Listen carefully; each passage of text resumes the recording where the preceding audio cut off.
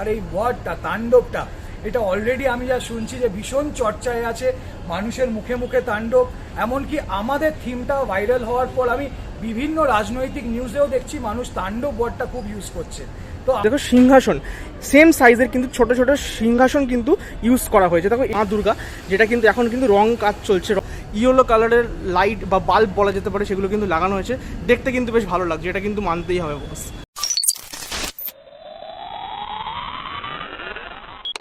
So hello guys, welcome to my video. আমি বাদশা সৌরভ চলে এসেছি কিন্তু টাটকা ঝলঝকে দারুণ একটা ব্লগ নিয়ে। তো আজ কিন্তু আমি দাঁড়িয়ে আছি, দেখতেই পাচ্ছ, তাণ্ডব অর্থাৎ হায়দ্রাবাদ দুর্গোৎসবের ঠিক সামনেটাই। আর এখানে কিন্তু তাণ্ডব হতে চলেছে, মানে পুরো বাংলায় অলরেডি কিন্তু ছড়িয়ে গেছে তাণ্ডবের কিন্তু ছত্রছায়া বলা যেতে পারে। তো আমি কিন্তু অলরেডি কিন্তু স্পটে চলে এসেছি, দেখতেই পাচ্ছ এখানে কিন্তু যতীন দাস মেট্রো স্টেশনটা আছে। যতীন দাস মেট্রো স্টেশনের 1 নম্বর গেট থেকে তোমরা যদি বেরো, সেখান থেকে কিন্তু তোমরা এন্ট্রি পয়েন্টটা কিন্তু পেয়ে যাবে। এখানে কিন্তু অ্যাকচুয়ালি এন্ট্রি পয়েন্টটা তৈরি হচ্ছে, যেটা এখনো অবধি কিন্তু কাজ চলছে। তো আমি তো ভেতরে এখন ঢুকবো, ঢুকে তোমাদেরকে বিভিন্ন অ্যাঙ্গেল থেকে কিন্তু মণ্ডপটা ঘুরে দেখাবো যতটা তৈরি হয়েছে। আর অবশ্যই সায়নদেব চট্টোপাধ্যায় কিন্তু আমি থেকে জেনে নেবো যে মণ্ডপটা কি মেটেরিয়ালের কাজ হচ্ছে, এবং অবশ্যই আরও ডিটেলসে কিন্তু এই পুজোর ব্যাপারে জানবো। তো চলো দেখতে থাকো বিনা স্কিপ করে, তো সাথে থাকো আর অবশ্যই এনজয় করতে থাকো ব্লগটা। স্ক্রিনে দেখতে পাচ্ছ তারা কিন্তু হাজরা পার্ক দুর্গোৎসবের কিন্তু একজন মূল কাণ্ডারি বলা যেতে পারে। তো তোমার নামটা একবার বলে দাও। সায়নদেব চট্টোপাধ্যায়। আচ্ছা আচ্ছা, তো সরাসরি এবার প্রসঙ্গে চলে আসি। আমরা অলরেডি জেনে গেছে, আমি শুধু না পুরো বাংলা জেনে গেছে হাজরা পার্কে এবার তাণ্ডব হচ্ছে। তো কিসের তাণ্ডব? তাণ্ডব শুনলেই মানুষের মনের মধ্যে অনেক রকমের প্রতিক্রিয়া হয়। হাজরা মানে আরো বেশি করে তাণ্ডব কথাটা একটু জেগে ওঠে। কিন্তু আমাদের কোনো পার্টিকুলার বিশেষ তাণ্ডবকে আমরা দেখাচ্ছি না। আমরা মানুষের জীবনে প্রতিনিয়ত যে তাণ্ডব হয়ে চলেছে, যেরকমভাবেই হোক, জন্ম থেকে শুরু করে বিভিন্ন জন্মযাত্রা থেকে মানুষ বিভিন্ন তাণ্ডবের সম্মুখীন হয়।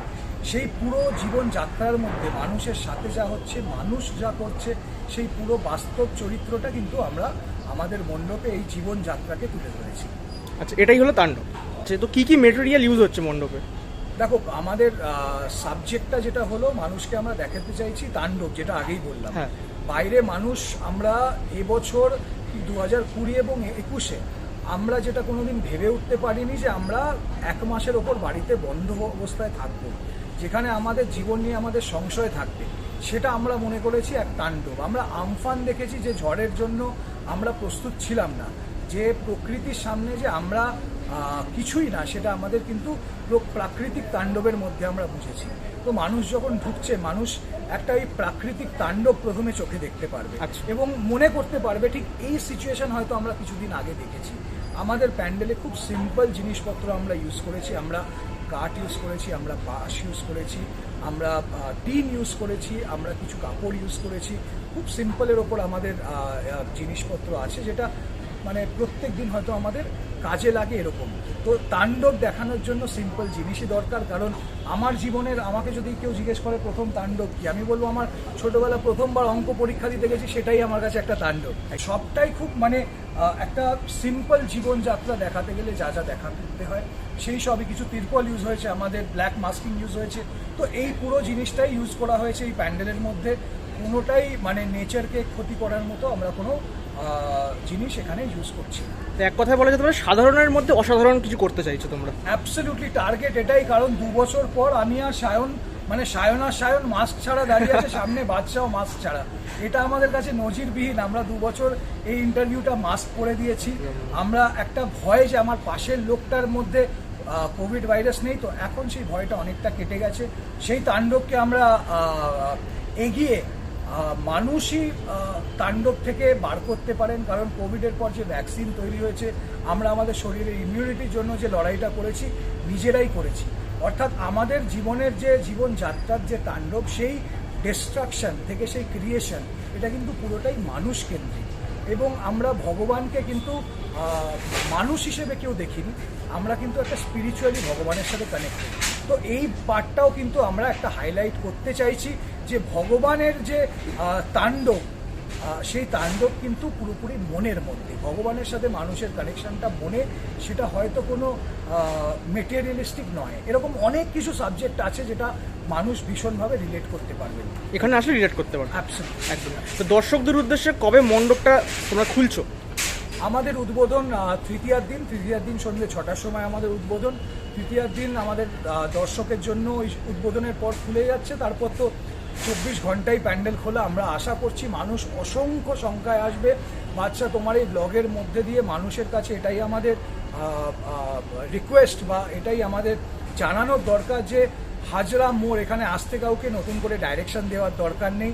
আমাদের প্রায় 7,000 স্কোয়ার ফিটের এই প্যান্ডেল, 300 ফুটের ওয়াকিং একটা জার্নি আছে। মানুষ নিশ্চিন্তে ক্যামেরা নিয়ে, লাইভ নিয়ে, চোখ নিয়ে, ডিএসএলআর নিয়ে, যা আছে সেসব নিয়ে মানুষ আসুন, কারণ এখানে যে ক্রিয়েশনটা এবার হচ্ছে, নিশ্চিতভাবে এটা না আসলে কিন্তু অনেক কিছু মানুষ মিস করবেন।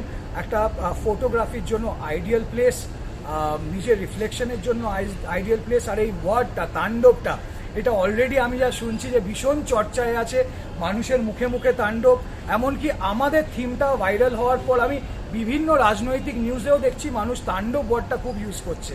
তো আমাদের মোটামুটি আমরা কিছুটা সাকসেসফুল এই বার্তাটা পৌঁছবার দিক দিয়ে, যে হাজরায় তাণ্ডব হচ্ছে, সেই তাণ্ডবটা নিজের চোখে আমরা মানুষকে দেখার জন্য আরও একবার হাজরা পার্ক দুর্গোৎসবের পক্ষ থেকে সকলকে আহ্বান জানাচ্ছি। আর একদম সর্বশেষ আমার যা চ্যানেলের দর্শক আছে তাদেরকে শারদীয়ার যদি শুভেচ্ছাটা দিয়ে দাও। নিশ্চিতভাবে আমি প্রথমেই বাচ্চা এটা বলবো যে এই যে তোমাদের এই ব্লগের মাধ্যমে বহু মানুষ কিন্তু পুজোর আগে এটা ডিসাইড করতে পারেন যে আমি কোন প্যান্ডেলটা প্রায়োরিটি লিস্টে রাখবো। তাই আমি তোমার এই ব্লগ আরও মানুষের কাছে পৌঁছোক, এটা আমার একটা মাই বেস্ট উইশেস। আর দর্শককে আমি অগ্রিম প্রীতি শুভেচ্ছা জানাই। দুর্গাপুজোর সাবধানে থাকুন, ভালো থাকুন, ডেঙ্গুর থেকে সুরক্ষিত থাকুন, এখন ডেঙ্গু চলছে, এবং আপনারা ভালো করে এই বছর, আগামী বছর সারা জীবনটা কাটান এবং দুর্গাপুজো খুব ভালো কাটুক। বাচ্চার পাশে থাকুন, ওর ব্লগ যেন আরও মানুষের কাছে পৌঁছয়। লাইক, শেয়ার, সাবস্ক্রাইব যা যা করতে হয় সবটা করুন। আমাদের কিন্তু একে অপরের পাশে দাঁড়ানো, এটাই আমাদের একমাত্র লক্ষ্য।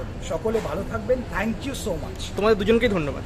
এখানে কিন্তু বাঁশ দেখতে পাচ্ছ, যেগুলো কিন্তু তার ভেতরে কিন্তু ইয়েলো কালারের লাইট বা বাল্ব বলা যেতে পারে, সেগুলো কিন্তু লাগানো হয়েছে।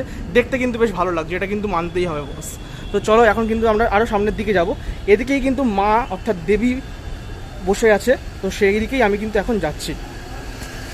তো বন্ধুরা, এখানেই কিন্তু মেন মণ্ডপ, এখানে কিন্তু মা দুর্গা কিন্তু বসে আছে। আমি তোমাদেরকে মুখটা দেখাচ্ছি না, কেননা মুখটা এখনও কিন্তু দেখাবো না, তার কারণ চক্ষুদান হয়নি। তো হাফ আমি দেখাচ্ছি তোমাদেরকে। এই হচ্ছে মা দুর্গা, যেটা কিন্তু এখন কিন্তু রঙের কাজ চলছে। আর এগুলো দেখো, অ্যাকচুয়ালি কিন্তু এগুলো আর্টিফিশিয়াল না, এগুলো কিন্তু রিয়েল বাঁশ, ঠিক আছে, রিয়েল বাঁশ। সেগুলো কিন্তু ভেতরে কিন্তু লাইটিং করা হয়েছে। আর এই জায়গাটা কিন্তু খুবই ভালো লাগবে আর অপূর্ব লাগবে যখন রেডি হয়ে যাবে। আর ওপরের দিকটা দেখো, ওপরের দিকটা কিন্তু বেশ সুন্দর করা হয়েছে। তোমরা যখন জলে ঢিল মারো বা আমরা যখন জলে ঢিল মারি, যে ব্যাপারটা হয় সেই ব্যাপারটাই কিন্তু এখানে কিন্তু রাখা হয়েছে, দেখতেই পাচ্ছ। আর এই গানটা কিন্তু যখন লাইটিং হবে, যখন পুরো ব্যাপারটা কিন্তু ফাঁকা মনে হবে, যেন পুরো ফাঁকা হয়ে আছে এই জায়গাটা, বেশ ভালো লাগবে। আর তার সাথে কিন্তু অবশ্যই বিজিএম থাকবে, সেই বিজিএমটা তোমাদের কিন্তু কানে কিন্তু অবশ্যই বাজবে। হাজরা পার্ক দুর্গোৎসবের যে প্রস্তুতি পর্ব, অর্থাৎ একদম কিন্তু প্রায় অনেকটাই কিন্তু রেডি হয়ে গেছে মণ্ডপ। আর কিছু মানে টাচ আপের কাজ আছে, সেটা তোমাদেরকে পুরো ভেতর থেকে বিভিন্ন অ্যাঙ্গেল থেকে কিন্তু মণ্ডপটা ঘুরিয়ে দেখালাম আর বুঝিয়ে দিলাম কি কাজ হচ্ছে, কিভাবে কাজ হচ্ছে এবং কি মেটেরিয়ালে কাজ হচ্ছে। আর অবশ্যই সায়নদেব দা কিন্তু জানিয়ে দিল কিভাবে কাজ হচ্ছে, সব কিছু কিন্তু ডিটেলসে কিন্তু বলে দিল এবং আরও অনেক কথাই বললো, যেটা কিন্তু তোমরা শুনতে পেলে। তো অবশ্যই আজকের এই ভিডিওটা বা ব্লগটা যদি ভালো লেগে থাকে তাহলে কিন্তু লাইক, কমেন্ট আর শেয়ার অবশ্যই করো।